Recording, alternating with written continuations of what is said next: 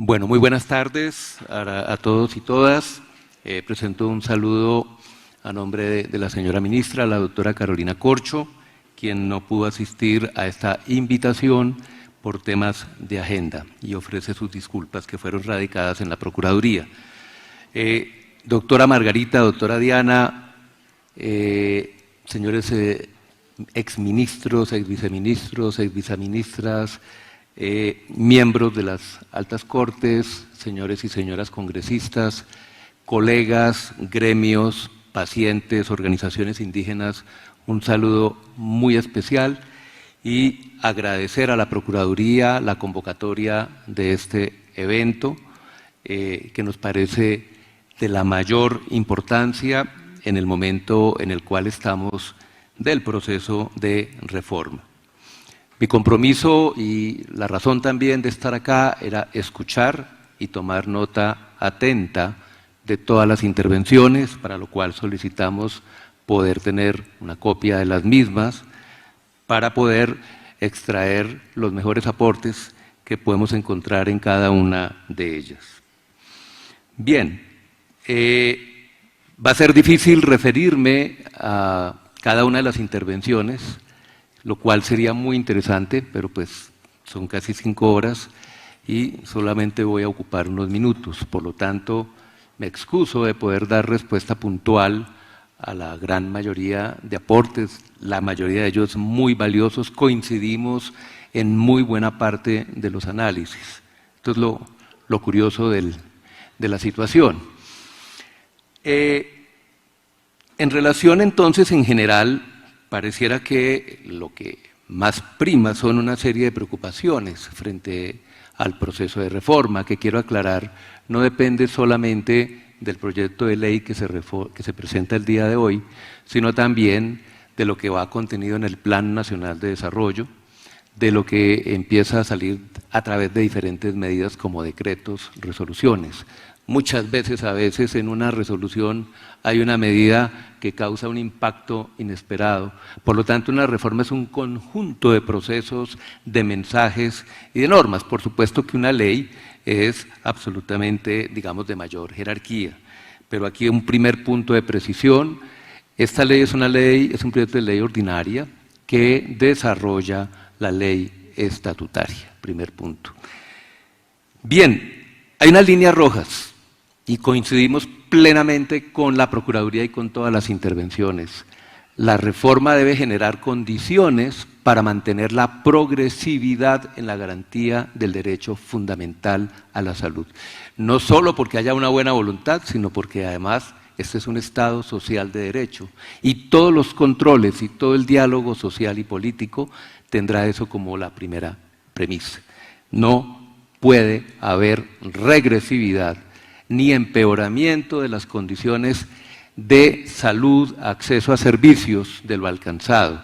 Siempre está orientado, y así está construido el documento del proyecto de ley, a encontrar condiciones para esa progresividad. ¿Qué sucede cuando miramos solamente números? Y lo dijo la representante de pacientes, entiendo yo, de usuarios de Sanitas, cuando miramos solamente números sin historias, o cuando miramos números y no personas. Estas encuestas muy valiosas que han servido de insumo para el debate que tenemos hace tiempo, cuando hablan de 10%, 20%, 17%, llévenlo a millones de historias y de seres humanos. Nosotros no hemos desconocido nunca que Colombia ha avanzado de manera importante en los últimos 30 años. Pero los saldos no nos parecen pequeños ni marginales. Nosotros consideramos que los saldos, la deuda social que tenemos, se mantiene en un nivel muy alto de desigualdad. Ahí tal vez no tenemos un acuerdo, pero cuando yo lo llevo a las encuestas al estudio del año pasado del Ministerio y al actual, que fue contratado por el gobierno anterior, muestra unos porcentajes de acceso y de experiencia global. Y uno diría, pues sí, mayoritariamente estamos en el 65%, pero hay algo que a veces no nos damos cuenta, y es que cuando luego se califica el acceso, la experiencia global se hace contra quien pudo acceder. Ahí yo les invitaría al doctor Vecino, al doctor Julián y a todos los que trabajan a profundidad que revisáramos esas cifras, porque ahí hay algo que no cuadra. Nosotros calculamos que 20 millones de personas tienen gravísimos problemas de acceso, pero con una condición, señora Procuradora, que todo el mundo está financiado. Expliquémonos esto. Este no es un país, como la gran mayoría, que no tiene una estructura de financiamiento. Al contrario, y eso ha sido un avance. Tenemos una estructura de financiamiento que se puede predicar de todos y todas las personas que están aquí sentadas. Usted puede ir y mirar y efectivamente está afiliado y tiene una cobertura financiera. Y entonces, ¿por qué los graves problemas de acceso? Y ahí quisiera que con el doctor Vecino, el doctor Julián, podemos revisar las cifras, los análisis, las hipótesis, los marcos conceptuales sobre los cuales llegan a la conclusión de que cobertura en el caso colombiano ha sido como que automáticamente igual a acceso. Quiero dejar un primer punto a los delegados de la Academia Nacional de Medicina y es que podemos demostrar, y si vamos a un diálogo tranquilo, como acaba de decir el doctor Aristizábal, nos vamos a dar cuenta que hay un alto nivel de desigualdad que no se compadece con el nivel de financiamiento. Y ya lo dijimos, tenemos uno de los Producto Interno Bruto más altos de la región, entre 7.5, 7.8, lejos todavía de OCDE, de la cual hacemos parte, pero sobresalimos en el contexto latinoamericano. Y entonces, doctor Julián, cuando miramos el mejoramiento en indicadores, es decir, en resultados, encontramos que tampoco se compadece. Efectivamente, doctora Margarita, la mortalidad materna ha disminuido en los últimos 28 años. La mortalidad infantil ha disminuido. Pero cuando usted mira, y lo dijo el doctor Juan Carlos, cuando usted a eso le pone rostro humano y le pone territorio y le pone una cantidad de condiciones, no se explica por qué, y esta cifra generó polémica, doctor Ruiz, pero estamos para dialogar, por qué en el 2021, estamos consolidando 2022, 130.000 mujeres de las cerca de 600.000 que estuvieron en gestación no tuvieron control prenatal adecuado, si está pago. Está pago. Y de estas 130.000, 30.000 no tuvieron ni un solo control prenatal. Que eran migrantes. Que estaban muy lejos. No, es que ahí es donde nos podemos diferenciar. Predicamos de un país rico, porque nosotros no somos un país pobre, en medio de una guerra, en medio de un conflicto, pero uno de los más desiguales del mundo. Esa es la vocación de cambio. Y por eso cuando hablamos de progresividad hay que nivelar la cancha, que haya progresividad para todos y todas. Y sí, es cierto, no tocó vender la casa para ir a una unidad de cuidado intensivo en pandemia. Eso es un logro de la lucha de la sociedad, de todos los gobiernos, estamos reconociendo, es decir, de toda la política pública, pero sobre todo de la sociedad, de los pacientes que se quejan y protestan y se organizan y proponen todos los días, y son los magistrados de las altas cortes, no contestando o estudiando tutelas, sino profiriendo sentencias, la que han llevado a este Estado a tener uno de los sistemas que es público en su financiamiento, con unos atributos desde la jurisprudencia altamente garantista. Ese es un acumulado. Entonces, cuando hablamos de líneas rojas, el segundo es construir sobre lo construido. ¿Y qué es construir sobre lo construido? Justamente eso. No habrá regresividad. No puede haber regresividad. Tenemos órdenes constitucionales y legales de vinculación internacional. Este país firmó la Declaración de Astana, señor ministro, donde se habló de cobertura sanitaria universal, que es predicada y entendida inmediatamente como acceso, y con la asignación de un paquete, digamos, de soporte financiero. Y en eso Colombia es maestro, pero tenemos que avanzar de manera sustancial en el acceso. ¿Qué es construir sobre lo construido? El talento humano. más de 1 millón de personas, como usted lo señala, de todos los niveles. Pero qué mala noticia saber que cerca del 70% de ellos y ellas, sobre todo el personal básico, no tiene condiciones ni dignas ni decentes de trabajo en el sector salud, tanto en el sector público como en el sector privado. Y es que la salud no es un tema solamente de plata, es de seres humanos, que son las personas que prestan los servicios. Y eso no es un problema solamente de incumplimiento de una norma, que ya es grave, señora Procuradora, porque tenemos órdenes de todo lado y no se laboraliza al personal de salud. Pues es clave porque es su derecho al trabajo, pero es la garantía de la sostenibilidad, la calidad, la continuidad, la longitudinalidad en cualquier sistema de salud. Entonces, construimos porque contamos con el personal de salud, pero tenemos que asegurar que haya trabajo digno y decente para el personal de la salud. La política pública, las políticas públicas en Colombia en materia de salud son maravillosas, todas en interacción con la academia, la sociedad, los jueces, los compromisos internacionales. Aquí no hay, a veces yo lo digo, perdónenme lo coloquial, presa mala. Usted coge salud mental, usted coge salud sexual y reproductiva, usted toma no transmisibles y en general encuentra unos postulados, unos fundamentos completamente ajustados a derecho y a estándares internacionales. Pero ¿qué pasa en la operación? Pues lo que nos interesa con la reforma y con este debate es que esas políticas públicas en todas las materias que tienen que ver con la salud pública, y estamos de acuerdo, doctor Julián, tienen que poderse materializar. Mucho nos tememos que esta manera como ha funcionado el sistema se convierte en una barrera para materializar esas políticas públicas de salud pública, esa fragmentación para atender la malaria, la fragmentación para atender el dengue, la fragmentación para atender todas las tropicales y la fragmentación, doctor Ruiz, cuando hablábamos de la diabetes, todavía estimamos que por cada persona que sabe que tiene diabetes es muy probable que haya otra que no lo sepa, ambas están afiliadas. Bien, el sector privado, no hay ninguna duda y es una línea roja y no es ni demagogia ni buena voluntad del gobierno, es una realidad.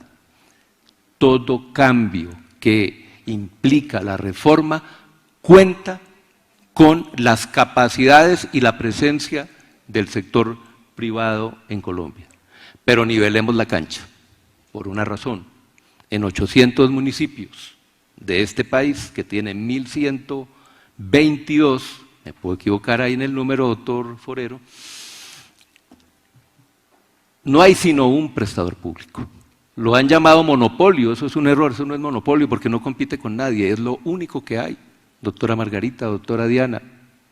Hay que recorrer, y muchos de ustedes sé que recorren el país, en el Magdalena, en el Atlántico, en el Cesar. No hay, en el 56% de las zonas rurales no hay un puesto de salud, y cuando se dice que el anterior sistema era tan precario, yo ahí sí les invito a revisar muy bien las cifras. Vayan y miren esos puestos de salud que se construyeron en la década de los 70 y de los 80 y una parte de los 90, desmantelados, deteriorados, cerrados prácticamente. Nivelemos la cancha. Todo lo privado que quiera prestar servicios debe tener todas las garantías, pero un país para su soberanía sanitaria necesita una columna vertebral que le responda como lo hizo en la pandemia, la infraestructura y la red pública hospitalaria desde el nivel básico hasta la alta complejidad. Entonces, ahí hay una línea roja, sí, sector privado, pero tenemos que nivelar la cancha frente al sector público para garantizar acceso. En 800 municipios, lo que pasa es que no viven, comillas, sino 15 millones de personas. Entonces dice, es el 30% de la población. No estamos hablando de seres humanos, lo único que hay es un puesto de salud en el casco urbano, si es que lo hay.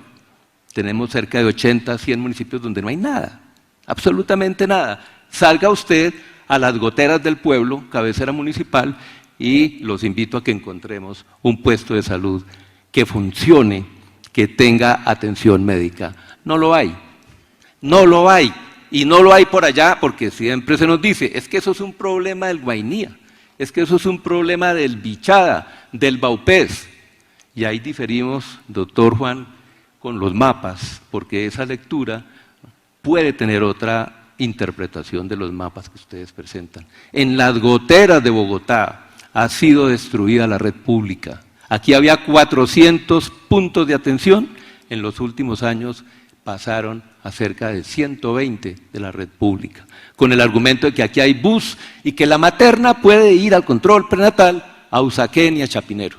Maravilla. ¿Cuánto vale, qué implica moverse desde Ciudad Bolívar o Usme a una región central? Bogotá. Entonces, esto no se predica solamente de Guainía, Chocó, Baupés y Bichada, sino que sucede en todas las zonas rurales y barrios populares de las ciudades del país. Cumplimiento de la jurisprudencia, eso es construir sobre lo construido. Y ojo, mantenemos el aseguramiento. Y ahí es que incorporar y darle el alcance, que eso está escrito, no es un invento de este gobierno. El aseguramiento da cuenta de uno de los componentes de la seguridad social que ha construido Colombia por décadas. Pero que cuando estos recursos, y ahí donde viene, yo sé, buena parte del debate, entran en una lógica estrictamente comercial, empiezan a darse una serie de situaciones que son las que nos tienen preocupados. Una cosa es el aseguramiento social, la seguridad social universal, garante de derechos, y otra cosa es qué papel puede jugar, no es que no lo pueda jugar, el aseguramiento comercial. Bien, y una línea roja, transición. Transición. Ni la ley 100 pudo de un día para otro hacer unos cambios, todavía los hace, centenas de leyes, miles de decretos y resoluciones, ajuste, ajuste, ajuste, ajuste, pues ni más faltaba que una reforma que está proponiendo unos cambios que son, y somos francos, estructurales, como lo van a ver en el articulado, tiene una etapa, tiene un proceso de transición que mantenga lo que funciona, que fortalezca lo que sirve, pero que también introduzca nuevos elementos, y ya vamos a hablar de eso. Nosotros queremos resolver algo que molesta a veces y no lo hacemos para provocar a nadie. Pero, aunque pueda haber negocios, la salud es un derecho y la salud no puede ser un negocio, y con eso no estamos afirmando que los actores aquí presentes o por fuera se dedican a eso. Además, porque los negocios están permitidos y los negocios son legales, pero estamos hablando de una política pública que tiene que garantizar un derecho fundamental. Ese es el techo. Claro, la gente puede vivir de eso, puede trabajar, puede tener ganancias, no estamos hablando de eso. Pero cuando esa lógica vulnera derechos, genera barreras de acceso que no son para nada justas, ahí tenemos un problema. Nosotros consideramos que hay una crisis de resultados, y ya lo dije un poco al comienzo, entonces paso rápido. En dos niveles. Sí hay un problema de acceso que no es marginal, y los resultados, no solamente como acciones, y en eso coincidimos. Cuando vamos a dar un debate nos dicen es que hoy hubo 500.000 consultas o 4 millones de servicios, eso está bien, nadie está negando, pero eso puede ser mirado de otra manera. Nos referimos a resultados en términos del acceso y de los indicadores que nos permiten comparar y medir tanto a nivel de regiones como a nivel internacional. Y ahí ya lo decimos, la mortalidad evitable, la mortalidad temprana, el trabajo que tiene que ver con la detección temprana, el inicio del tratamiento de los cánceres infantiles, de los cánceres en mujeres, todavía dejan mucho que desear, a pesar de estar ello cubierto. Pero eso va de la mano de una crisis financiera que de eso sí no escuché hoy ni una sola intervención. Y eso lo tenemos que tocar y a sincerarlo con cifras. Ya dijo el señor ex superintendente, entren a la página de la Super y le doy toda la razón. Durante los últimos años, lo que yo hago por las mañanas casi siempre es abrir la página de la Super a ver qué nuevo boletín, qué nuevo informe tenemos, porque es una buena referencia, pero usted y yo vamos a estar de acuerdo que es insuficiente en un sistema que no desarrolló de manera proporcional al costo los sistemas de información. ¿Cómo es que tenemos uno de los sistemas de información en el sistema financiero más modernos del mundo, pero no lo tenemos en salud? ¿Qué pasó ahí? Es un pequeño retraso, faltó voluntad, nosotros no entendemos todavía. Eso es un tema para la transparencia, para la planeación, para la gestión sostenible de cualquier recurso. Entonces, en el tema financiero, yo no voy a decir si son 23, porque lo dijo, si le entendí bien, doctor Aristizábal, se armó una tormenta porque se habló de unos números y resulta que eran otros. Yo creo que ya nos van a investigar por eso. Y está bien, porque eso es lo que permite aclarar las cosas. El tema es que cuando un profesional o un prestador factura por 100 pesos, la EPS en general, le dice que le debe 60. ¿Y cuándo le paga los 60?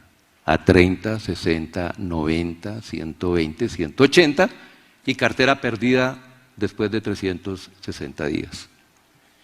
Los datos que vemos de red pública, doctor Aristizábal, no voy a hablar de toda la cartera, porque ustedes dicen que en aquella época, yo también fui médico en la época antes de la Ley 100 y estuve en varias zonas del país. De verdad que la plata se acababa en septiembre, pero llegaba la adición presupuestal y se cerraba diciembre. Eso no está bien, no estamos diciendo que qué bueno, pero el tema se resolvía. Hoy, miren, la cartera que se predica no recuperable, solo para los prestadores públicos, está por encima de los 5 billones. Esa platica probablemente se perdió. Pero el problema no solo es de los públicos, es de los privados.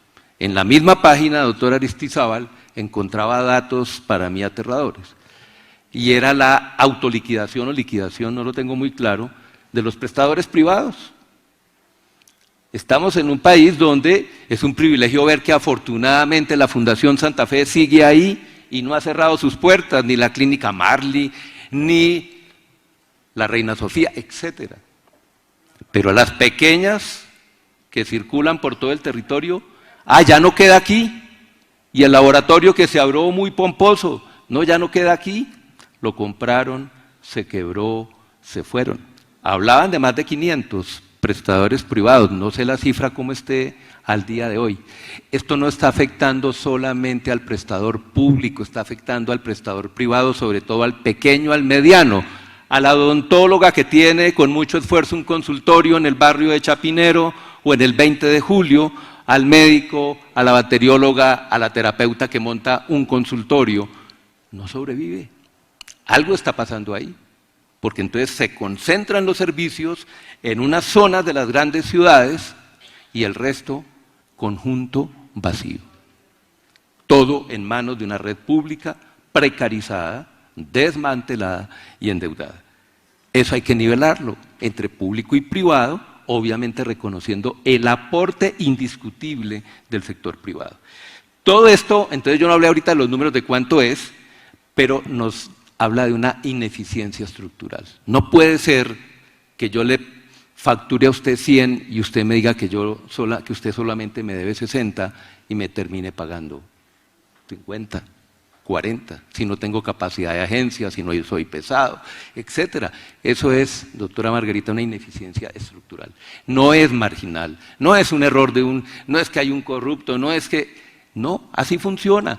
Y ya hoy los prestadores calculan cuánto se va a demorar cuando le pagan la cuenta, y eso sube los costos de este sistema. No podemos tener certeza de ello, porque no hay una fluidez de los recursos, hay una hipertransaccionalidad de la factura con la auditoría, con la glosa, con la respuesta a la glosa, con la nueva auditoría. cuánto le está costando eso al sistema. Todo esto ha acumulado en una crisis de confianza. La EPS no confía en la IPS no confía en la EPS, el paciente no confía en ninguno de los dos, el gobierno no confía en ninguno de los anteriores. ¿Cómo será que tuvo que llegar a giro directo? Ese no era el principio de la Ley 100. La idea era que los actores iban a estar en un escenario de competencia regulada, compitiendo por calidad y precio, y resulta que al Estado le ha tocado corregir. Y el ministerio en el cual estuvo el doctor Ruiz, el doctor Gaviria, hizo, y eso hay que reconocerle, una cantidad enorme de esfuerzos para regular, para corregir. Bien. Yo quiero decirles que la reforma apunta a los siguientes elementos, y aquí aclarar una cosa. Deme unos minutos, por favor, yo escuché atentamente todas las intervenciones. Es cierto y es muy probable que no todos los actores que hoy están aquí hayan participado de uno u otro diálogo alrededor de la reforma. Pero esto, doctora Margarita, esto lleva años. Aquí hay un debate instalado en la sociedad. Esto no es un invento de los últimos 2 o 3 meses. Es un debate viejo, que ha tenido proyectos de reforma que nunca pudieron avanzar en el Congreso. Y eso es normal, esa es la democracia. Pero en las elecciones se escribió un programa, y ese programa, y ahí ustedes van a encontrar coherencia. Ni uno solo de los puntos que están ahí se están dejando por fuera, ni se están cambiando, se están ajustando, se están moderando. Aquí hubo un voto programático, y eso hay que reconocerlo como parte del debate. Luego vinieron 6 meses de gobierno, donde para construir el Plan Nacional de Desarrollo se realizaron 60 diálogos territoriales en 60 territorios, con más de 300.000 personas participando. En cada diálogo regional hubo mesa de salud, y en cada mesa se presentaban los elementos básicos de la reforma. Obviamente no se presentó el articulado. En estos 6 meses se ha acudido a decenas de convocatorias, con asistencia de la ministra, de los viceministros, de los directivos del ministerio, y es cierto, no se ha presentado el articulado. Pero por favor, yo no recuerdo que las reformas en general se predica que los articulados salen en el detalle y entonces todo el mundo opina, porque ya hay una discusión pública de los pilares. La discusión del articulado comienza el día que se radica, y eso es lo que va a suceder hoy. Yo me acuerdo del proyecto de ley 010, doctor Ruiz. Nosotros estuvimos en mesas que ustedes convocaron, eso es verdad, pero ¿qué nos mostraban?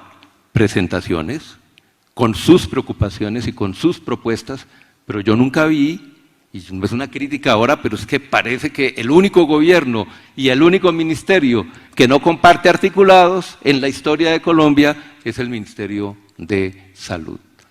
No es así que funciona esto, porque tiene un alto contenido técnico, jurídico, y ha habido mucho trabajo previo. Pero en todo caso, donde haya faltado, se ofrecen disculpas. Seguramente pudo haber sido más amplio, pero hoy empieza el debate en la tercera etapa, y es el articulado. Como dijo la doctora Ana María Vesga, vamos a trasnochar leyendo el articulado, y se van a dar cuenta, porque esto es una democracia, esto es un Estado social de derecho, que habrá todas las condiciones para que toda la ciudadanía, de manera directa y a través de sus congresistas, den el debate que amerita una reforma como esta. ¿Hacia dónde va? A reconstituir y fortalecer la gobernanza en el nivel político, técnico y financiero. Se mantiene el aseguramiento con una catalogación de aseguramiento social en línea con la política pública de seguridad social. Se insiste en un modelo de atención primaria, que no son solamente los equipos. Vemos mucha preocupación, tal vez porque hemos hablado bastante y ya empezamos a trabajar con equipos. La atención primaria, según Barbara Starfield, tiene una serie de criterios que no se predican solo del nivel primario, sino que la atención primaria recorre todo el sistema de salud. Nosotros sí creemos que en eso no avanzamos mucho en estos 30 años. Es necesario, y lo dice la OMS, la OPS, venimos de la reunión de Ginebra, donde ustedes lograron la vicepresidencia, nosotros continuamos en el Consejo Ejecutivo, escuchando las experiencias de los 34 países del Consejo Ejecutivo. Difícilmente alguien se opone o no está trabajando por alcanzar cobertura sanitaria universal y enfoque de atención primaria. La arquitectura, sí, estamos proponiendo una modificación de la arquitectura que debe tener unos equilibrios, si bien lo dijo el doctor Juan Carlos Giraldo. Los equilibrios parten de lo construido. Usted no puede descarrilar el tren porque esto se mide en vidas humanas.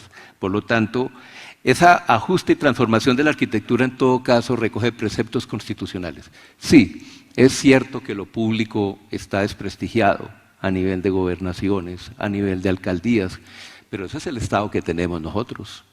Nosotros no podemos rápidamente descalificar porque ustedes salen a votar en todas las elecciones locales y votan por concejales, por diputados, entonces son buenos para una cosa pero no tienen nada que ver en salud si tienen una responsabilidad, equilibrar. No se le van a entregar los recursos a los alcaldes y los gobernadores, eso está clarísimo, pero que deben participar porque este es un Estado social de derecho descentralizado, sí, y que se tienen que optimizar sus formas de participación, pues también.